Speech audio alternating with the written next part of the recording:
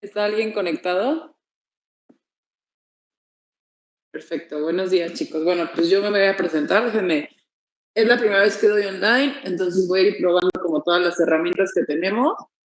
Tal vez algunos ya me han visto dar clase, otros no. El día de hoy vamos a ver la sesión de ginecología de contacto y pues voy a tratar de abarcar todos los temas que tengo planeados el día de hoy, que son aproximadamente 16 temas. Bueno, obviamente se van a ir subdividiendo, pero es un día muy pesado, ¿sale, chicos? Acuérdense que la fase de contacto tenemos toda la teoría. El día de hoy no voy a revisar ningún caso clínico. La intención de esto es darles los puntos clave de todos los temas teóricos y ya iremos viendo en el resto de las sesiones de consolidación intensiva y demás, pues varios casos y vamos a repasar las cosas más importantes. Habrá temas que solo se toquen el día de hoy y yo sé que van a tener ustedes el material disponible, van a tener las clases grabadas, la van a poder repetir todas las veces que quieran y pues eso nos va a ayudar muchísimo para que se preparen para su examen, ¿sale? Bueno, miren, sí tengo que probar estas cosas.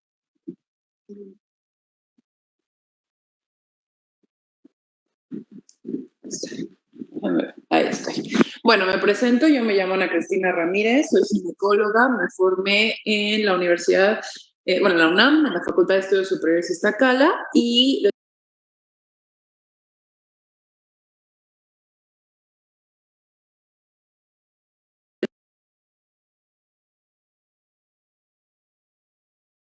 ¿sale?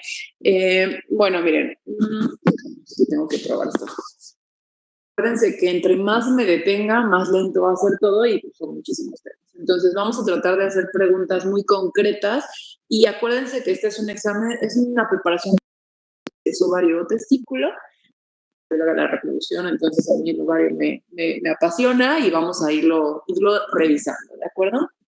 Dentro del tema del ciclo ovárico vamos a ver amenorreas, que es una cosa que a ustedes les cuesta mucho trabajo porque es muy confuso y está súper demostrado que sí viene en el examen, así que lo tenemos que aclarar.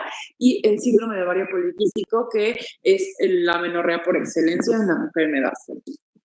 Bueno, vamos a hablar de embriología, es un repaso muy pequeñito. Acuérdense que el ovario va a pasar por varios estadios, entre ellos va a empezar con el estadio de gónada indiferenciada, después va a pasar a uno, o sea, indiferenciada significa que tanto el testículo como el ovario van a verse exactamente igual. Después vamos a pasar a una etapa de diferenciación en la cual ya se va a distinguir si es ovario o testículo.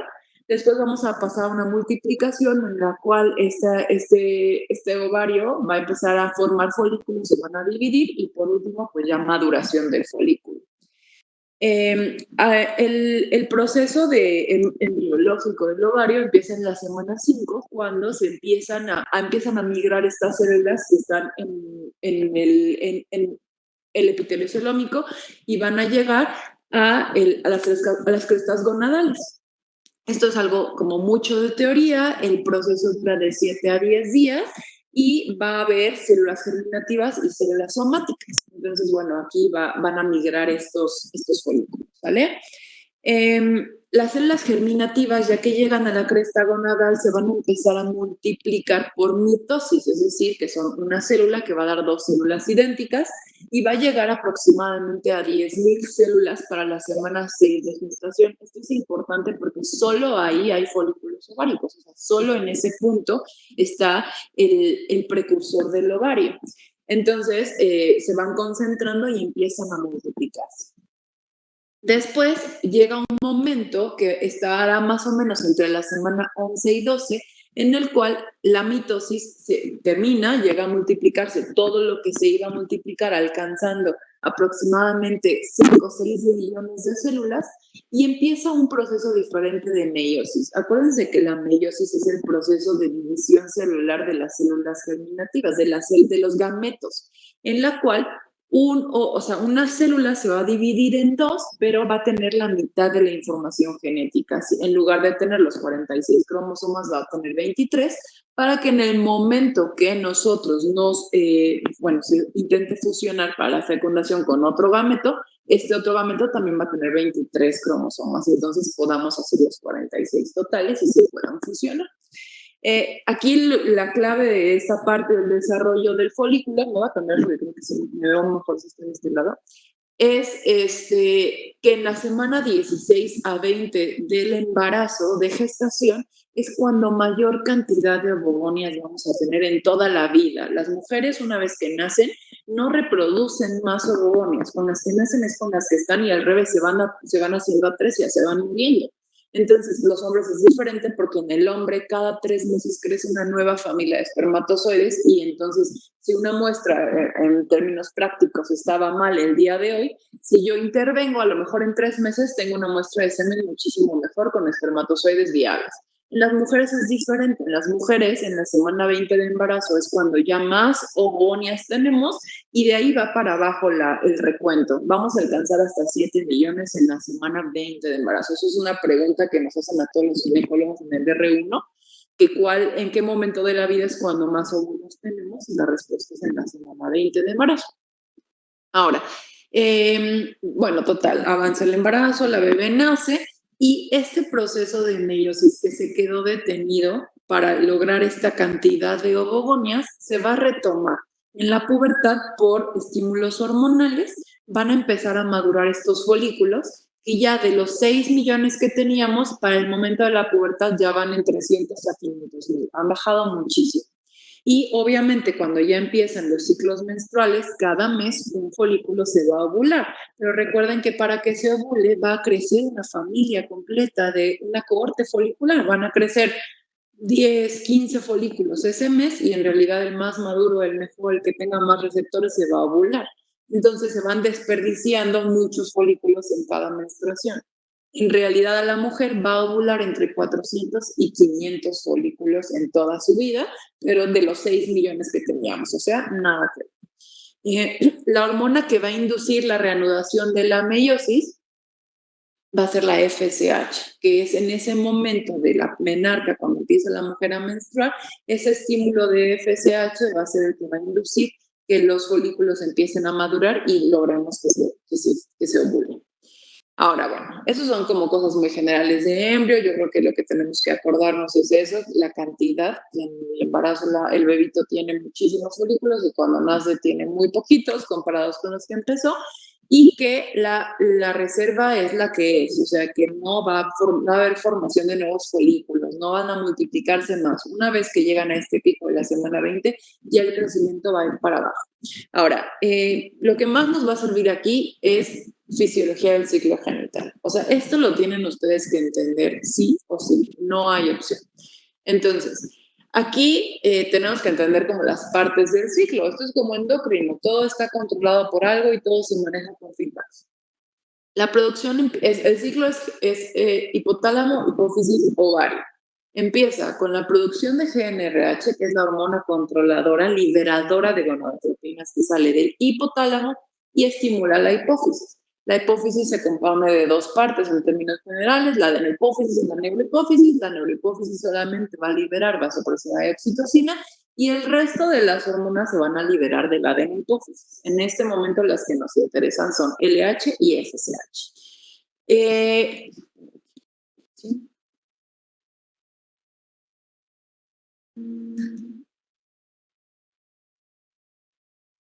Entonces, el pulso de GnRH va a actuar sobre la adenopófisis liberando LH y FSH.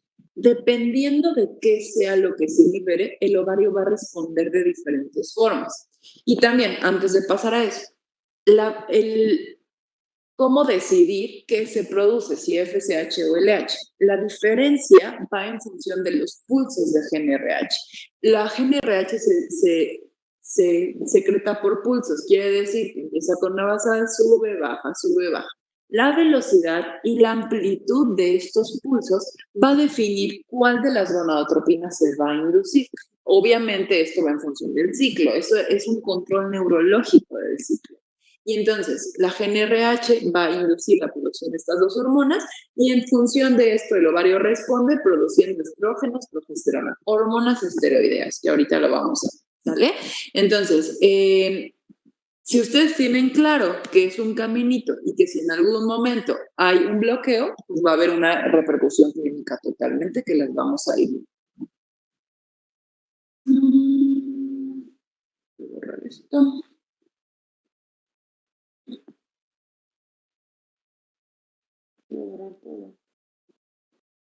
Listo.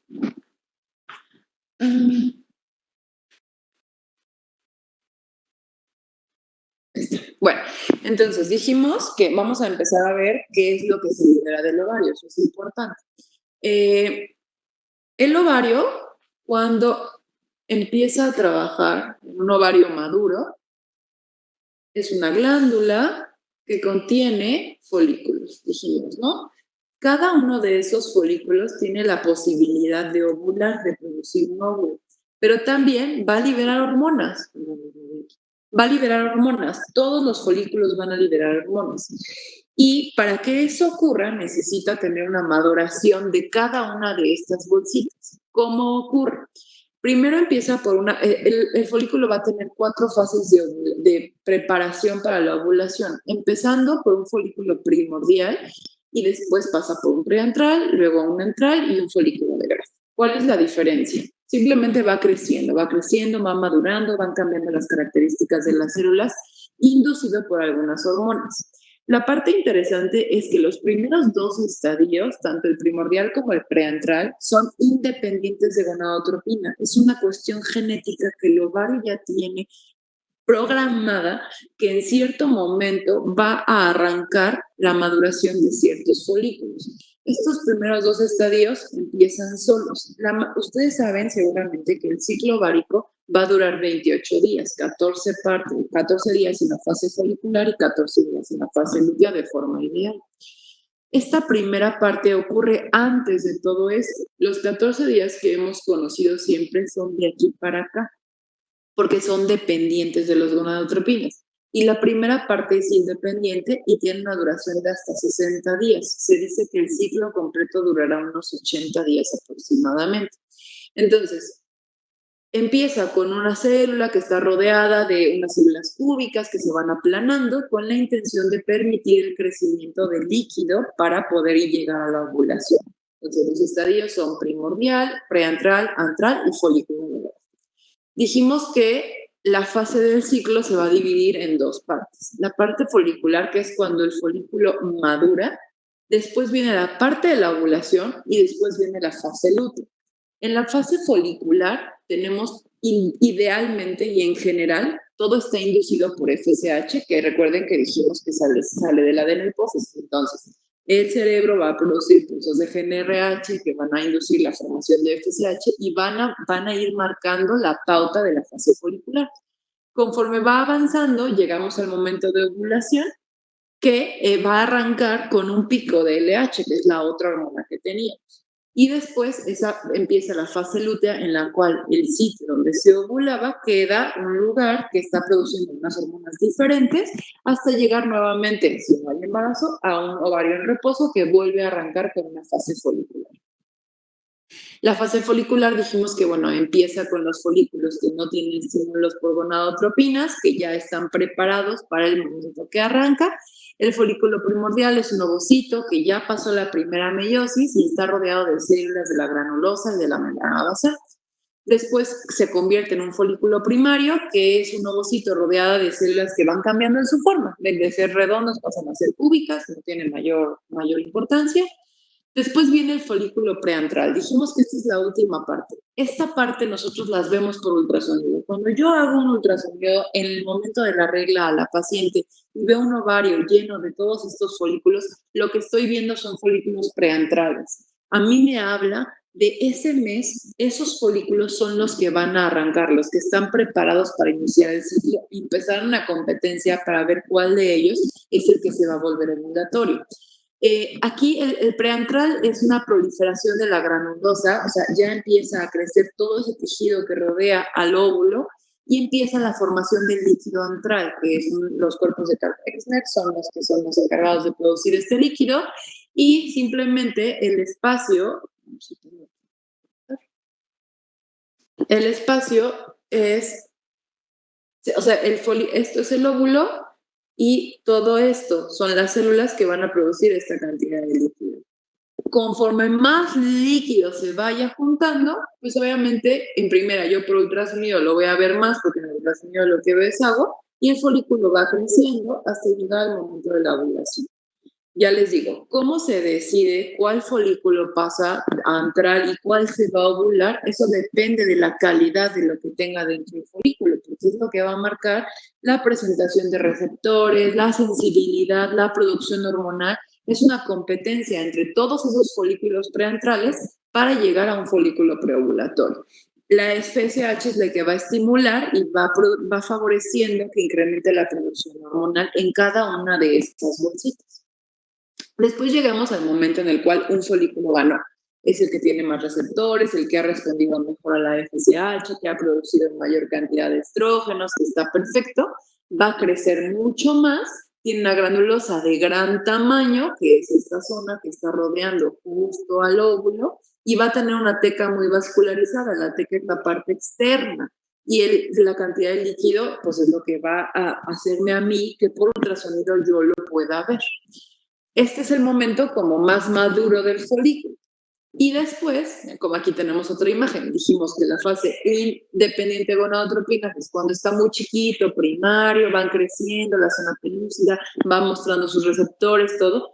Empieza con el primer día de la regla el estímulo de FSH, donde estos folículos se van a convertir en folículos más maduros hasta que llegue al folículo preovulatorio.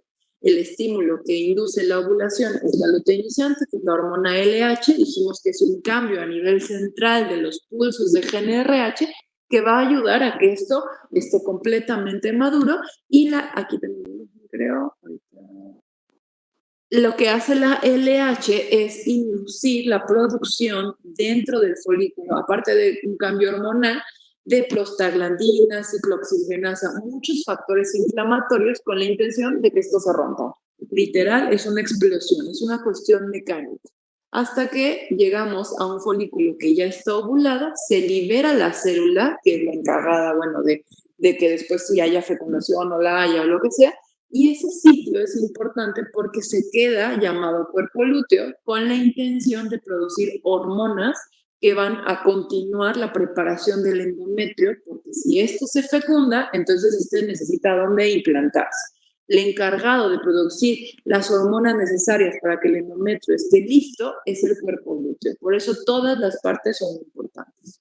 Entonces, bueno, repasando, la fase folicular es la primera fase del ciclo, es una fase de crecimiento del folículo ovárico. Va a haber una mitosis de la granulosa, va a haber diferenciación de la teca, que son las células de la parte externa, va a haber una síntesis de receptores, porque dijimos que el hecho de que haya una cosa o la otra, o sea, haya respuesta de FSH o LH, depende de los receptores y de los pulsos. El folículo que se ovule es el que tiene más receptores. Entonces, estimula, en esta fase va a haber estímulo de receptores y va a haber un incremento muy importante de la producción hormonal. En la gráfica que tienen, ustedes pueden ver, de hecho, el estradiol es la línea roja. Entonces, sí, FSH, sí, el estradiol es esto. Va a haber un incremento de la producción de estradiol que baja justo antes de la ovulación y sube nuevamente por el pico de LH. En esto tenemos la LH, el negro es la LH. Aquí avanza, está planita, muy concentraciones bajitas, empieza a incrementar porque empieza a haber receptores y en eso hay un pico de LH que induce la ovulación. Y la FSH, por el contrario, al principio está súper alta y es la que va a favorecer el reclutamiento y la selección folicular. Y obviamente cuando ya pasa toda esta parte, cuando pasa toda esta parte, se vuelve a bajar, no vaya. Y siempre hay un pico también de FSH en la ovulación, pero eso está ya muy, muy específico. Lo que ustedes tienen que recordar es que la FSH es la que está presente en la fase folicular y la LH está presente en la fase lútea asociado a la ovulación. Ahora, dijimos en la fase lútea, va a haber un momento que se inicia con la ovulación, hay un pico de LH, va a empezar a producir diferentes hormonas que ahorita lo vamos a ver, y empieza la producción de progesterona, es la hormona que va a preparar el endometrio. Esa es la parte importante de la fase lútea. Se favorece por la expulsión del cúmulo ovárico, obviamente por la ovulación, y la síntesis de prostaglandinas dentro del folículo. El incremento de la AMP cíclico simplemente habla de energía que ocurre en el proceso de ovulación, porque bueno, es una cuestión mecánica. Ahora, aquí les puse como un dibujo asociado a lo que vemos todos los días en el consultorio. A mí durante este es el tercer año que estamos con Amir, me parecía que las imágenes de ultrasonido no eran tan importantes, porque yo me imaginaba que no les iban a poner imágenes. Y los alumnos del año pasado nos comentaron que hubo muchas imágenes de ultrasonido. Entonces vamos a tratar, sobre todo en la fase de contacto, de consolidación, de poner imágenes. Pero bueno, pues para que vean cómo se ve un ovario, ¿no? Eso es lo que yo tengo que ver. Dijimos que en la fase inicial del ciclo, cuando la paciente está arreglando, es cuando empieza todo. Si yo hago un ultrasonido, esto es lo que yo voy a ver. Un ovario que tiene todos los folículos, que tienen una dimensión aproximadamente de 5 a 10 milímetros, que están todos parejitos, esperando el estímulo de las hormonas, ¿de acuerdo? Entonces, esto se llama ovario en reposo. Así lo vemos siempre con ultrasonido. Cuando llegamos al momento de la ovulación, una de estas bolsitas se va a reclutar y va a crecer de esta forma. Para que yo piense que ya se va a ovular, esta tiene que medir 20 milímetros. De 5 pasa a 20. Y aquí no se aprecia mucho, pero si lo pueden ver, en realidad el resto de los folículos están parados, no crecieron. La idea es que solo crecieron y para el examen solo crecieron, en la realidad es otra. Entonces, arranca todo con la producción de GnRH, empieza la producción de FSH, empieza a incrementar en la primera fase del ciclo la concentración de FSH y empieza a reclutar folículos, empiezan a crecer, por eso se llama folículo estimulante, hasta que tenemos un folículo listo para ser ovulado. En ese momento hay un cambio de chip a nivel del hipotálamo para incrementar la producción de LH por un cambio en los pulsos, se vuelven más rápidos porque ya están percibiendo que ese folículo está listo y tengo un incremento de LH. Este incremento de LH va a favorecer que aquí esto se me rompa. Se rompa, se ovule, se libere la célula y yo tenga posibilidades de buscar el embarazo. Esto ocurre el día 14 del ciclo. En una mujer que que está ovulando, una mujer regular, la fase que puede variar más es esta. ¿Por qué? Porque dijimos que depende de estímulos hormonales, que haya folículos listos y demás. Una vez que ya se ovuló un folículo, esto ya no va a variar. La vida del cuerpo lúteo, que es el lugar donde sale ese óvulo, dura 14 días. La fase constante del ciclo ovárico es la fase lútea. La fase variable es esta porque depende de cómo estaba tu ovario al principio. Entonces, bueno, total, se ovula y el ovario va a entrar en un proceso de esteroidogénesis. En la primera fase del ciclo, en esta parte, produce estrógenos y en la segunda parte, después de la ovulación, va a producir progesterona. Eso se llama esteroidogénesis. La esteroidogénesis es la vía de síntesis de hormonas esteroideas y en este caso vamos a hablar únicamente del ovario, en la cual se van a sintetizar tres hormonas principales: estrógenos, progesterona y andrógenos. Todo ocurre dentro del ovario. El ovario produce andrógenos, produce progesterona y estrógenos en función de cómo le esté yo estimulando. Todo está derivado del colesterol. Eso puede ser una pregunta teórica de cualquier examen. ¿De dónde vienen las hormonas del ovario? ¿De dónde vienen las hormonas esteroideas? La respuesta es del colesterol, es el sustrato de todas estas hormonas. Y vamos a ver cómo pasa. Dentro del folículo ovárico hay el fundamento anatómico y fisiológico de esto es que hay dos tipos de células que las hemos venido mencionando desde el principio. Las células de la granulosa, que son las que están pegaditas al folículo, están rodeando el cúmulo ovárico, se llaman células de la granulosa, y las células que están pegaditas como en este folículo que va creciendo en la parte externa se llaman células de la teca. Entonces, estas células de la teca cada una de estas dos van a producir diferente tipo de hormona en función de sus receptores. Las células de la granulosa, que son como las que están dentro del folículo, van a tener receptores de FSH.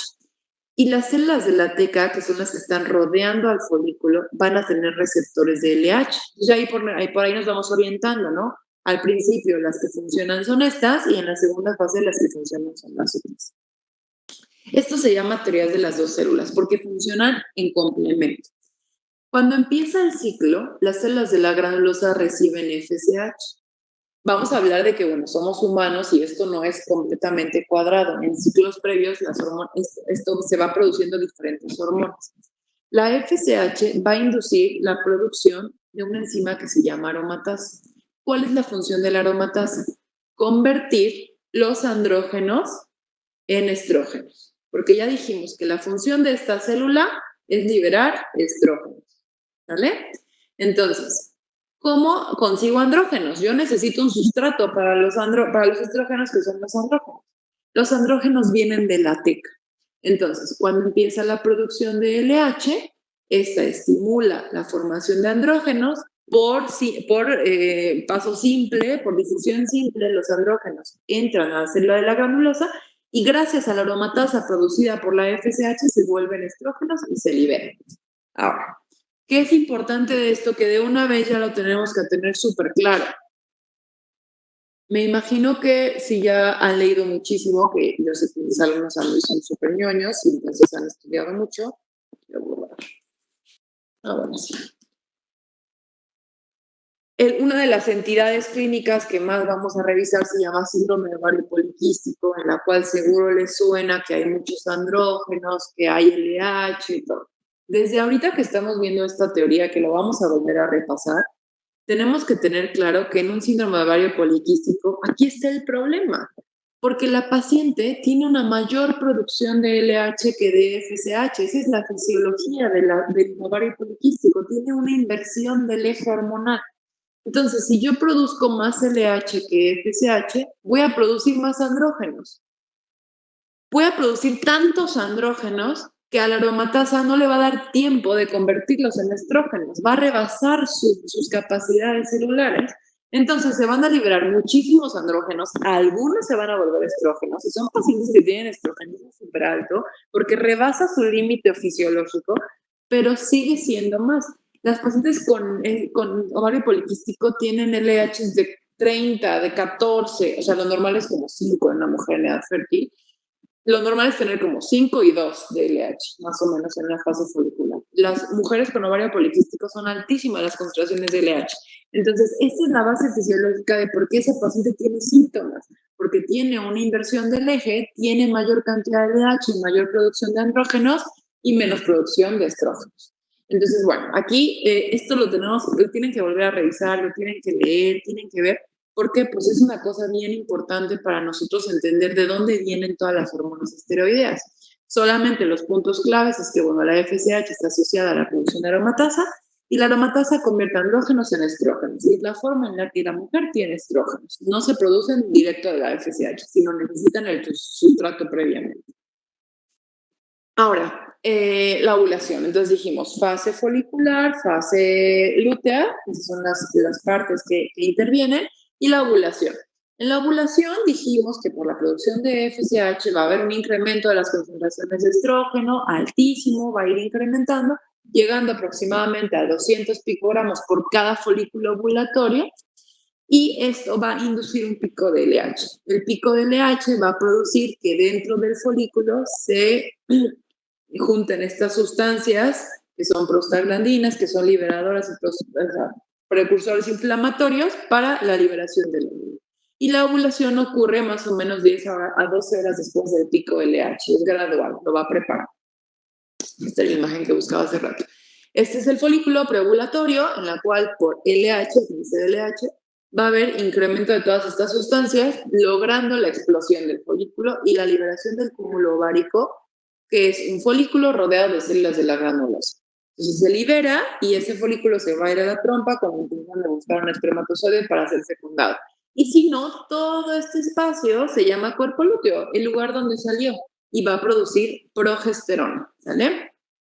Dijimos que la fase lútea es la fase constante del ciclo menstrual, que dura 14 días desde el pico de LH hasta la menstruación, depende 100% de LH, y va a estimular a las células que quedaron, porque dijimos que el folículo ovárico en la parte interna tiene células de la granulosa, que es todo esto, y por fuera tiene células de la teca. Las células de la granulosa que de inicio me estaban formando estrógenos, durante la fase lútea van a transformarse y van a producir progesterona. Entonces, bueno, otra pregunta teórica es esa: ¿qué células producen estrógenos? Las células de la granulosa. ¿Qué células producen progesterona? Las células de la granulosa. Son las encargadas de la liberación de progesterona. Y van a alcanzar su máxima concentración. Eso es estradiol, eso es progesterona. La máxima concentración de progesterona se va a alcanzar día 21 del ciclo. ¿Por qué día 21 del ciclo? Porque es cuando se va a implantar el embrión. Entonces, se ovula, hay una liberación de progesterona, esta meseta empieza a incrementar y llega el momento en el cual hay una concentración altísima con la intención de estabilizar ese endometrio esperando el momento de la implantación.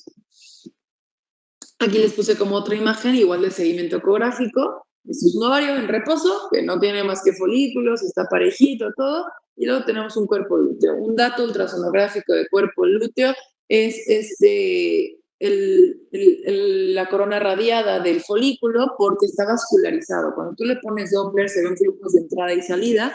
Pueden ver aquí cómo se ve perfectamente claro. Y es un dato clínico, porque hay veces que dudamos si esa imagen es un quiste, ¿no? O sea, puede ser cualquier cosa. Si tiene los flujos, significa que existe un folículo y que está activo y que es un cuerpo en regresión. Ahora, dijimos, todo esto tiene muchísimo que ver con el endometrio. ¿Por qué? Tengo primero una producción, aquí viene, de hormonas estimulantes que logran, ¿qué es eso? Que logran una producción de hormonas ováricas, que son estradiol y progesterona, que dijimos que el estradiol llega hasta la ovulación, la progesterona en la fase lútea.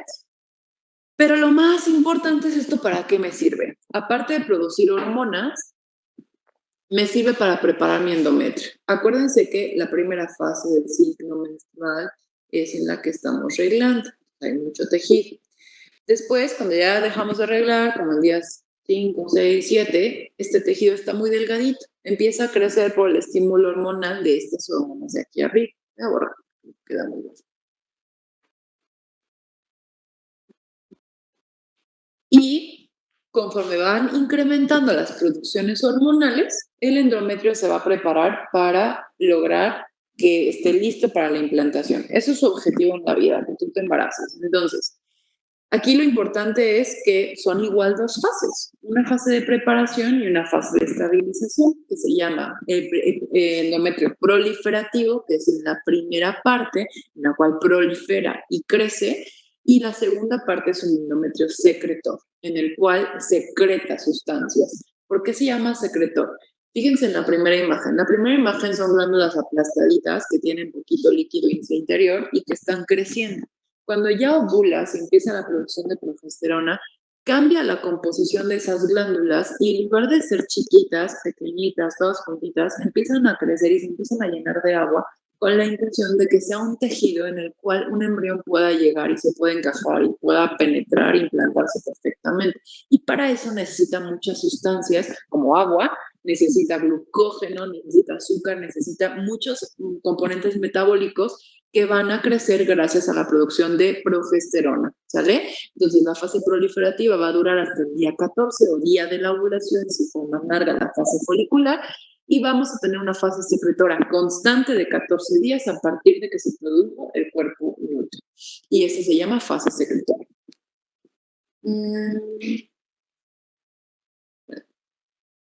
Okay. Reviva este amigo, ahí está. Entonces, dijimos que el ciclo ovárico tiene una fase folicular, una fase lútea, el endometrio tiene una fase proliferativa y fase secretora. La fase folicular, nos acordamos que está inducida por FSH y va a producir estrógenos, y los estrógenos son los componentes principales de la fase proliferativa. Y la fase lútea, que está marcada por LH, va a producir progesterona, y la progesterona va a marcar la pauta para la fase secretora. De aquí pasa acá y luego arreglamos. Y luego cuando ese tejido ve que no hay implantación, no hay folículo, no hay nada, entonces es un tejido que el cuerpo lúteo se muere porque dijimos que el cuerpo lúteo dura 14 días, disminuye la producción de progesterona, se va de 100 a 0 y entonces el tejido se pierde y sangramos. Ahora, histológicamente el endometrio se va a dividir en dos capas, los 2/3, bueno, la parte inferior o basal, o sea, la parte más plana, se llama capa basal.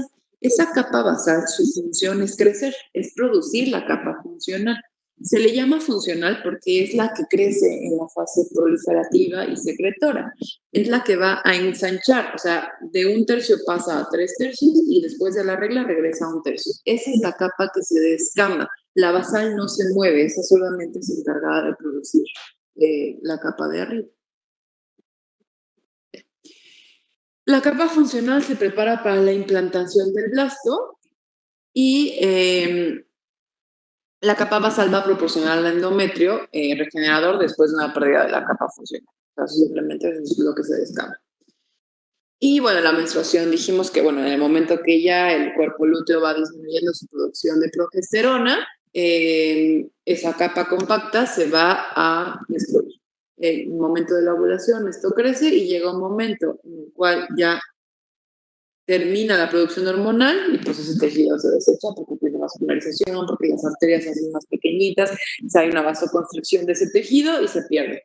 Y listo. Las acciones endometriales, bueno, aquí va a ser apoptosis, pérdida tisular, vasoconstricción y resto. Y lo mismo, por ecografía, todo esto nosotros lo podemos ver, no lo inventamos. O sea, un endometrio proliferativo perfecto, perdón, secretor perfecto es un endometrio trilaminar. Por ultrasonido nosotros lo vemos así. Tiene como 3 capas, por eso se llama trilaminar, que en realidad refleja que son 2 partes que se están juntando. Y nosotros lo vemos tan claro porque tiene tanto glucógeno y está tan bien organizado, está perfecto. Ese es el momento en el cual nosotros le llamamos que es un endometrio receptivo. Y obviamente conforme va creciendo en la imagen de la derecha, más bien está más blanco, es cuando ya estamos acercándonos al final de la fase secretor. Ahora, bueno, en conclusión de fisiología.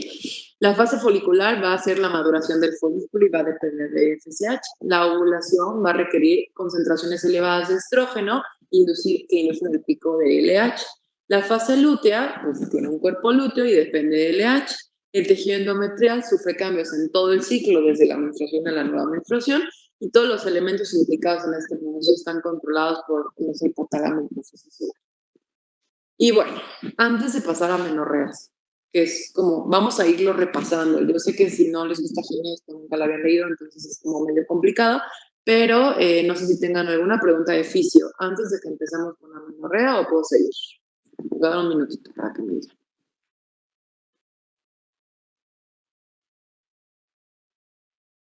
Ok, todo bien. Ponen 3 o 4 personas que todo bien, así que vamos.